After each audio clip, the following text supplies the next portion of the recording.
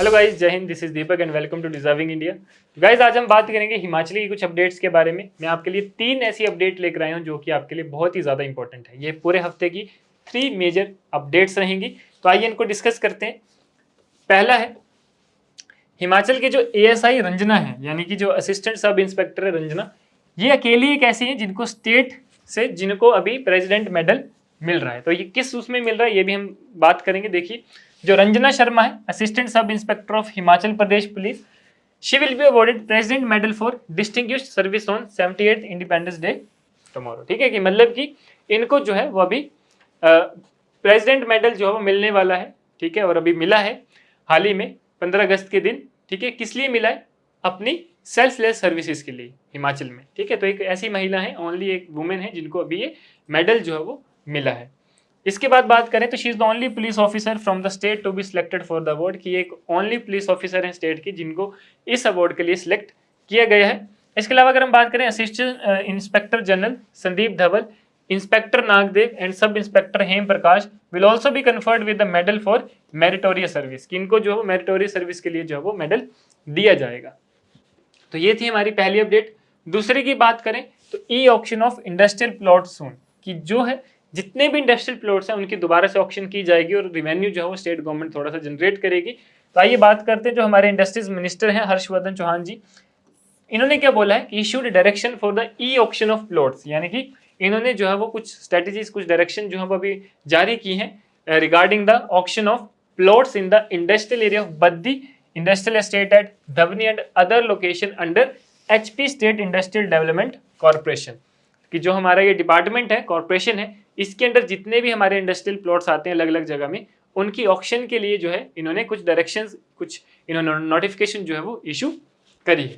इन्होंने ये बताया कि express satisfaction of the corporation net profit of ₹10.25 crore in the financial year 2023-24, कि इन्होंने जो है वो काफ़ी खुश होकर बताया कि हमें जो है वो इतने करोड़ का प्रॉफिट हो चुका है इस चीज़ से, and reflecting the organisations continued growth and financial stability. उसके बाद अगर हम बात करें तो ये जो डिपार्टमेंट है, इनके जो मैनेजिंग डायरेक्टर हैं राजेश्वर गोयल जी, ठीक है, उन्होंने कहा है कि apprise the board of director that the face lift work of the new Himras building would be undertaken based on a state of the art design, की इस तरह से जो है वो न्यू हिमरस बिल्डिंग जो है वो बन रही है। ठीक है, और इस तरह से इन्होंने जो है वो कुछ चीज़ें मेंशन करी है।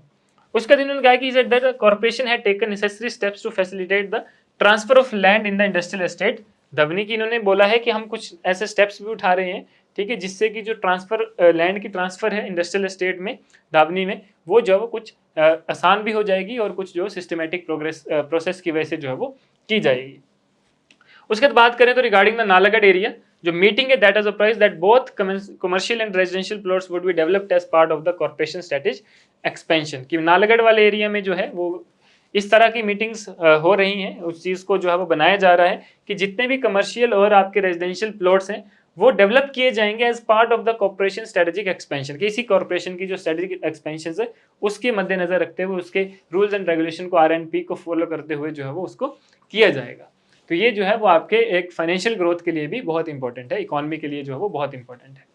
नेक्स्ट अगर हम बात करें तो जो हमारी IIT मंडी है उसको जो है वो इनोवेशन कैटेगरी में 8वां रैंक मिला है पूरे इंडिया में। देखिए, जो इंडियन इंस्टीट्यूट ऑफ टेक्नोलॉजी यानी कि IIT मंडी है, secured the 8th position in the innovation category, कि इनोवेशन कैटेगरी में जो है वो IIT मंडी को 8वां स्थान मिला है, 8वां रैंक मिला है of the national institution ranking framework, यानी कि NIRF 2024 के under, that is conducted by the union ministry of education, की जो आपका शिक्षा मंत्रालय है, मिनिस्ट्री ऑफ एजुकेशन है, ठीक है, वो जो ये रैंकिंग करवाता है, जो ये सर्वे करवाता है, उसके अंदर IIT मंडी को 8th पोजीशन मिली है, लेकिन कौन सी कैटेगरी में? इनोवेशन कैटेगरी में। ठीक है, इसकी बात करें तो एक spokesperson for the IIT Mandi said education minister Dharmendra Pradhan yesterday announce that the result of the 9th edition of the NIRF India rankings in New Delhi, कि जो ये इस बार जो ये कैटेगरीज में आपका रिजल्ट निकला है, जो रैंकिंग निकली है, ये एक 9th एडिशन था NIRF का, ठीक है, जो हमारा नेशनल इंस्टीट्यूशन है रैंकिंग फ्रेमवर्क, जो कि रैंकिंग्स को डिक्लेयर करता है एजुकेशन से रिलेटेड, तो उसका ये 9th एडिशन था और इस 9th एडिशन में